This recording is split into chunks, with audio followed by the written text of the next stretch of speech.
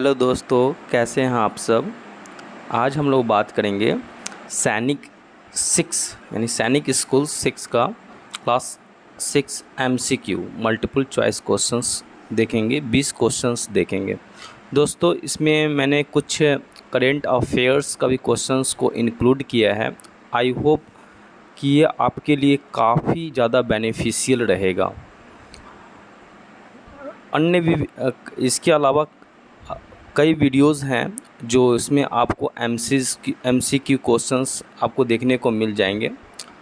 चलिए, इस वीडियो में हम लोग 20 MCQ को लेकर के चले हैं और वो सारे MCQ मिससेलेनियस क्वेश्चंस हैं, यानी हिस्ट्री, ज्योग्राफी एंड सिविक्स से रिलेटेड है।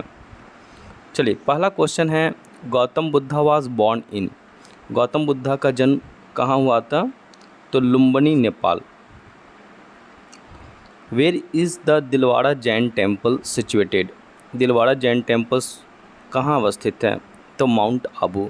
देखिए, ऑप्शन ऐसे भी रह सकता है कि राजस्थान रहेगा, राजस्थान का कोई दूसरा डिस्ट्रिक्ट रहेगा, लेकिन आपको एग्जैक्ट एक प्रिसाइज आंसर देना है तो वो होगा आपका माउंट आबू। माउंट आबू भी राजस्थान में पड़ता है। द वर्ड मोक्ष मीन्स फ्रीडम फ्रॉम। तो मोक्ष का क्या अर्थ होता है? Freedom from the cycle of life and birth. जो जन्म मृत्यु का जो चक्र है, साइकिल है, उससे मुक्ति पाना है ना, उससे आज़ादी पाना, वही हमारा क्या कहलाता है? मोक्ष कहलाता है। Name the regional language developed out of Prakrit. तो उस रीजनल लैंग्वेज का नाम बताना है जो डेवलप्ड हुआ है out of Prakriti. So answer is Sanskrit. What was the capital of बज्जी रिपब्लिक। बज्जी रिपब्लिक का राजधानी कहाँ था? तो इसका राजधानी Vaishali. What was the early capital of Magadh. Magadh का पुराना राजधानी कहाँ था? सबसे पहले जो राजधानी थी, पहली राजधानी, वह गृहब्रिज थी। ठीक है, बाद में जा कर के पाटलिपुत्रा हो गया। तो इसका आंसर क्या हो जाएगा? गृहब्रिज। गृहब्रिज। Name the animal used by Magadh state for the first time in वार।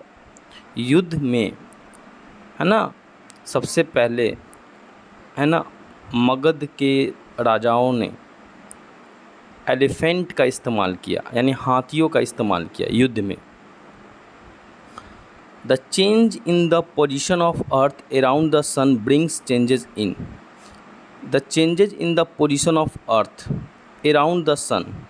अर्थ का जो पोजीशन चेंज हो रहा है बार बार, around the sun, changes in, उससे क्या होगा? वेदर में चेंजेज आएगा या फिर सीजन में चेंजेज आएगा। तो इससे जो होगा वो हमारा किस में चेंज आ जाएगा? तो सीजन में चेंजेज आएंगे। ठीक है। A leap year has. एक लीप ईयर में कितने दिन होते हैं? तो 366 days.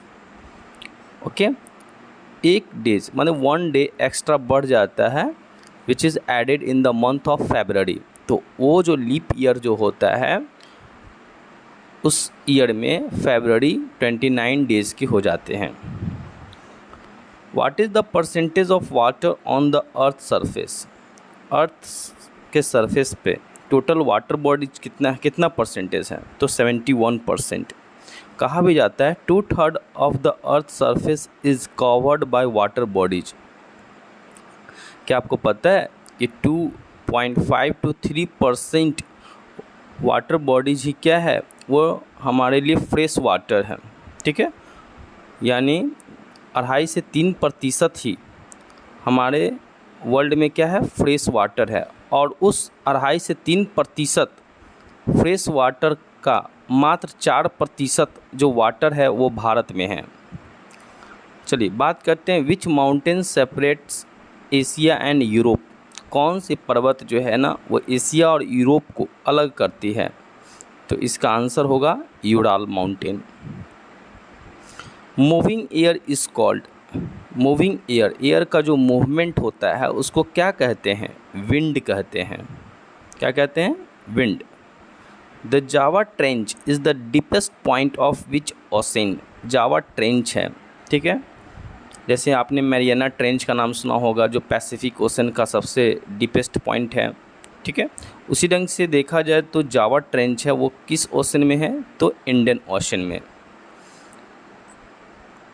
Next, which layer of N atmosphere provides an ideal condition for flying an aeroplane. Atmosphere का कौन सा लेयर जो किसी एरोप्लेन को, है ना, उड़ने के लिए एक आइडियल कंडीशन प्रोवाइड करता है। तो जनरली जो एयरप्लेन जो होते हैं, एरोप्लेन, वो हमारा किस में उड़ता है, तो स्ट्रेटोस्फेयर में। किसमें? स्ट्रेटोस्फेयर, क्योंकि स्ट्रेटोस्फेयर एक ऐसा लेयर है ऑफ द एटमॉस्फेयर जहाँ पर किसी प्रकार का कोई भी वेदर फिनोमिना नहीं होता है, ठीक है। यानी बारिश, धूप, हेल स्टॉर्म, ये सब, धूप कह रहे हैं यानी हेल स्टॉर्म, बारिश, ये सब कुछ नहीं होता है, जिसकी वजह से वहाँ पर आसानी से एरोप्लेन उड़ सकते हैं। Name the first state which adopted the Panchayati Raj system. Bharat में पहला राज्य जो है वो राजस्थान, जिसने पंचायती राज सिस्टम को एडॉप्ट किया। The constitution has authorised reservation of 1/3 of post panchayat for women. महिलाओं के लिए 1/3 सीट जो है ना, यानी 33% जो सीट्स हैं वो लोकल गवर्नमेंट में, है ना, जिसको पंचायती राज गवर्नमेंट कहा गया है, ठीक है, उसमें 1/3 सीट्स वो रिजर्व्ड है। किसके लिए? तो महिलाओं लोग के लिए।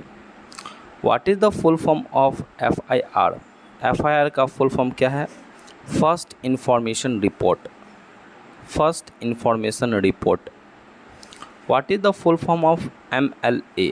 MLA जो होता है वो विधायक होते हैं स्टेट असेंबली के, ओके। तो members of legislative assembly, legislative assembly. वही अगर MLC रहेगा तो मेंबर ऑफ लेजिस्लेटिव काउंसिल। चलिए बात करते हैं question number 19। Who has been recently elected as the president of republic India.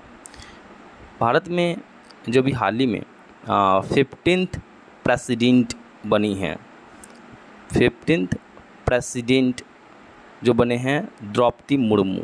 कौन बने हैं? द्रौपदी मुर्मू। दरअसल ये जो प्रेसिडेंट का जो चुनाव जो था, यह 16वां चुनाव था, चूँकि जो first president doctor Rajendra Prasad वो 2 टर्म के लिए प्रेसिडेंट बने थे, और इसीलिए यह जो चुनाव था यह 16वां चुनाव था। लेकिन व्यक्ति को अगर ध्यान में रख के देखें तो द्रौपदी मुर्मू भारत के 15वें राष्ट्रपति हुई। द्रौपदी मुर्मू के बारे में बता दूं कि यह पहले झारखंड की गवर्नर थी। ये उड़ीसा की रहने वाले मयूरभंज डिस्ट्रिक्ट की रहने वाली संथाल जनजाति से बिलोंग्स करती है, और ये इनका हिस्ट्री बैकग्राउंड भी रहा है, पॉलिटिक्स रहा है, ठीक है। और ये फाइनली बन गई हैं 15th president of republic India. बात करते हैं who has been recently elected as the vice president of republic India. Bharat के जो वाइस प्रेसिडेंट अभी बने गए हैं, इलेक्ट किए गए हैं, इनका नाम है जगदीप धनखड़। क्या नाम है? जगदीप धनखड़। आई होप कि आप लोगों को यह वीडियो पसंद आया होगा और काफ़ी बेनिफिशियल है, और इसको आप अन्य वीडियोस को भी विज़िट कर सकते हैं।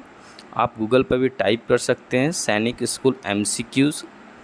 और मेरा एक और वेबसाइट है, आप इस वेबसाइट के इसमें मैं आपका ये वेबसाइट का मैं लिंक भी दे रहा हूँ, वहाँ पर भी आप विज़िट कर के आप MCQs, मल्टीपल MCQs बना सकते हैं। चलिए, थैंक यू।